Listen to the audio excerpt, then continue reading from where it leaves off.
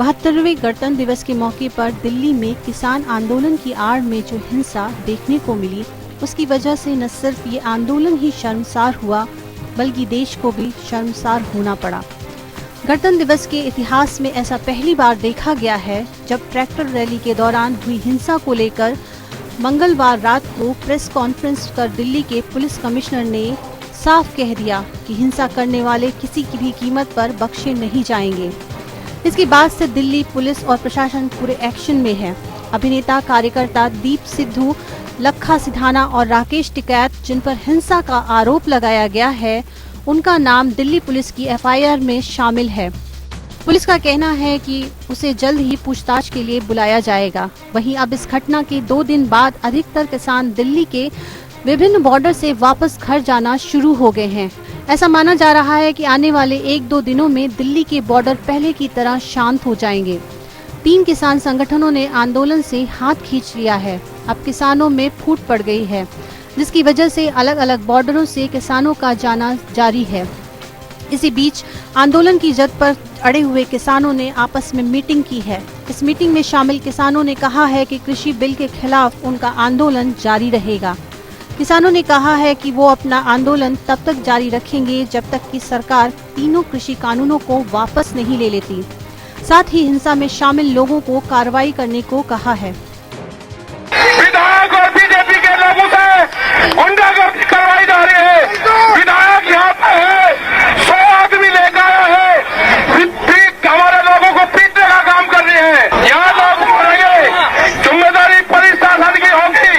हम बातचीत करने के लिए तैयार था, ऐसा नहीं होगा।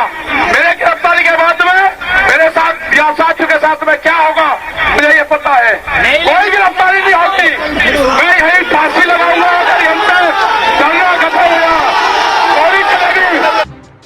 भले ही कुछ किसान अब भी आंदोलन की जिद पर अड़े हुए हैं, लेकिन अब किसान आंदोलन की राह आसान नहीं है। दिल्ली के सिंघू बॉर्डर के पास आंदोलन कर रहे किसानों के खिलाफ गांव वालों का गुस्सा फूटा है। यहां गांव वालों ने आंदोलन कर रहे किसानों के खिलाफ प्रदर्शन किया और हाईवे खाली कराने की मांग की। गांव वालों का कहना है कि लाल किले पर जिस तरह से तिरंगे का अपमान हुआ है, वो नहीं सहेंगे। हिंदू सेना संगठन समेत अन्य गांव वालों ने यहां पर हाईवे खाली कराने की मांग की है। तो वहीं उत्तर प्रदेश के मुख्यमंत्री योगी आदित्यनाथ भी एक्शन में आ गए हैं। उन्होंने किसानों का धरना खत्म कराने का निर्देश जारी किया है। इसी बीच गाजीपुर बॉर्डर पर भी हलचल बढ़ गई है। पुलिस ने धरना दे रहे किसानों को जगह खाली कराने का अल्टीमेटम दे दिया है। यूपी गेट पर पुलिस और पीएससी के साथ साथ आरआरएफ और आरएएफ की टुकड़ियां भी तैनात की गई हैं। वहीं बुधवार देर रात गाजीपुर बॉर्डर में हंगामे की स्थिति बन गई। यूपी गेट पर आंदोलन स्थल की बिजली काट दी गई। बिजली काटने के बाद अंधेरा होने के चलते गिरफ्तारी के डर से किसानों ने खुद रात में जागकर पहरा दिया। बिजली के बाद यूपी गेट पर गाजियाबाद प्रशासन ने पानी सप्लाई बंद कर दिया और शौचालय भी हटाए जा रहे हैं। भाई अगर आप ये लाठी और गोली के दम पे किसानों को धमकाना चाहते हो या डराना चाहते हो तो नहीं डरेगा।